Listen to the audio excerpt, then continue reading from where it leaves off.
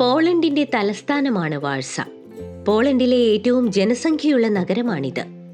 വിസ്തുല നദി വാഴ്സയിലൂടെയാണ് ഒഴുകുന്നത്.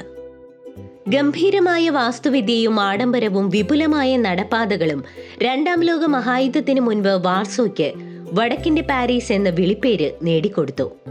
മസോവിയയിലെ ഒരു ചെറിയ മത്സ്യബന്ധന പട്ടണത്തിലാണ് വാർസോയുടെ ഉത്ഭവം.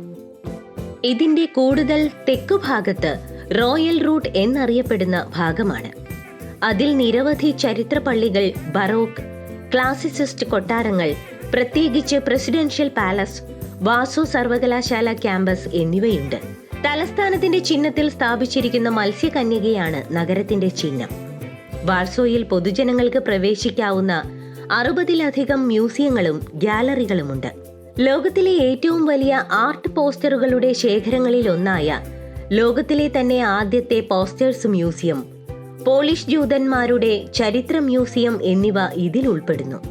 വാഴ്സ ഏറെ കൗതുകമുണർത്തുന്ന കാഴ്ചകളുടെ അത്ഭുത ലോകം കൂടിയാണ്.